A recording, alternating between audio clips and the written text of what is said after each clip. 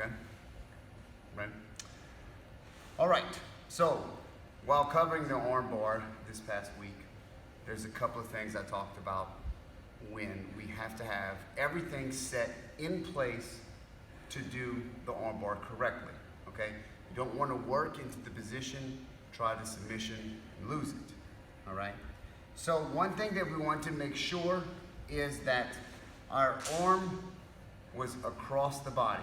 It must cross the plumb line, okay? If this arm is not across the plumb line of the body, of the center, it's not that it can't happen, it's just very unrealistic, okay? So once we accomplish this position, all right, we can now attempt to move in towards our submissions, all right? So some of the biggest issues that we talked about like the other day was simply when people throw their leg over and they fall, okay? They're losing their balance. And I taught you how to use your foot underneath the shoulder, right? Because in order to break someone's elbow, we must isolate the joint proximal to it, okay? That's the shoulder, all right? So if we're in this position where we have this arm locked in and I'm trying to swing my leg over, but I can't keep my balance, we also talked about holding legs, right? Because they may start kicking and trying to move away. One thing we can do is once we have this arm locked in like this, you can either come down, grab your gi, or lace your hand through your hip. I'm keeping his elbow pinned to my body at all times, no space, and I'm grabbing the outside of his leg. Now, in order for me to swing my leg over and keep my base without falling backwards, we talked about like holding belts and things like that. But if I have his legs, because maybe he's a kicker, I'm gonna lean forward and touch my ear all the way to his thigh. That's gonna allow me to now swing my leg over and really hook his head. Notice how I'm not doing this, okay? Even though this is the position we may end up in, I'm not allowing myself to fall back. I want my thigh and the back of my knee to create as much pressure as possible towards his head. As I lean this way, he's naturally gonna do this. As I push my leg over and push his head back this way, it bends him and starts to isolate that shoulder and arm again. If I'm in this position and I'm laced in and I come over, I touch my ear to his thigh and drag my leg over and hook. I didn't do this. That's no pressure on him. That's pressure. Can you feel your arm already tight?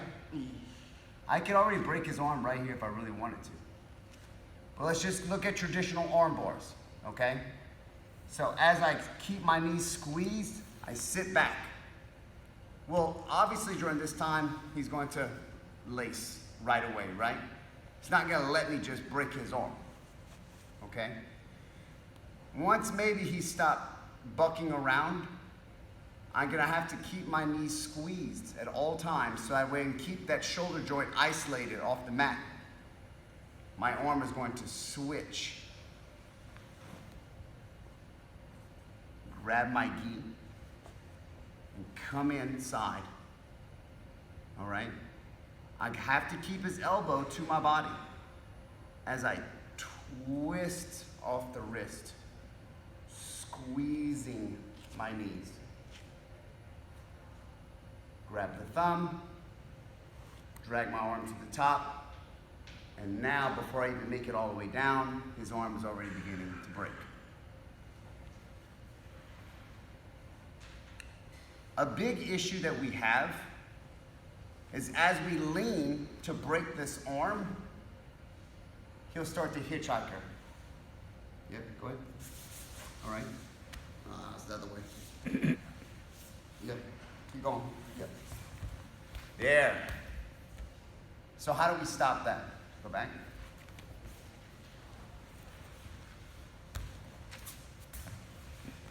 We're we're in our position.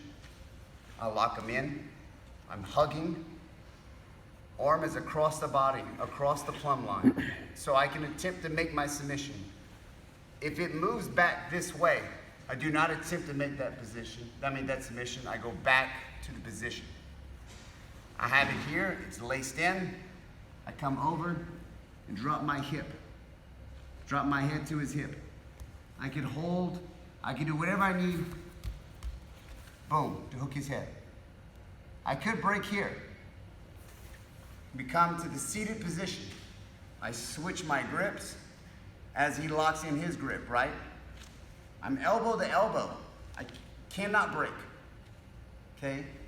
Elbow has to stay on my body, knees have to stay clamped, all right? So, as I break towards this way, any angle, I run the risk of the hitchhiker escape. So what I'm gonna do is when I have this inside elbow connected, I'm gonna reach in, and once I lock this up, I'm gonna take my bottom hand and slide and catch the inside of his elbow and pinch my elbow to my body, all right?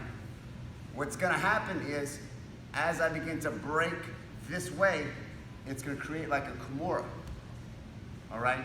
But, try to hitchhiker. You can't, because his elbow is gonna be bent this way. In order to do a hitchhiker escape, his arm must be completely free, and the elbow joint and the shoulder joint is allowed to roll at that point. If I'm bending his elbow back,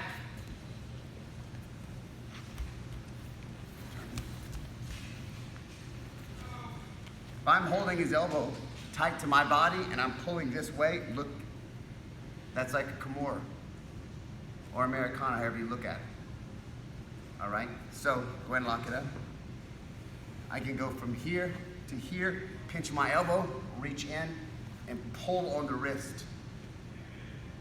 Now I can lean back, squeezing. He cannot escape at that point. It's already tapping. I control the wrist because I want to control where the thumb is, and then I can drive this hand up. All right? These are the basic concepts of the armbar.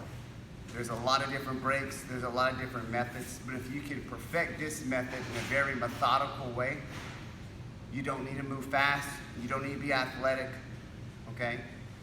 You don't need a truck with the front end higher than the back end. You can simply just get it done with pure technique, okay? All right, let's try it out. On three. 1, 2.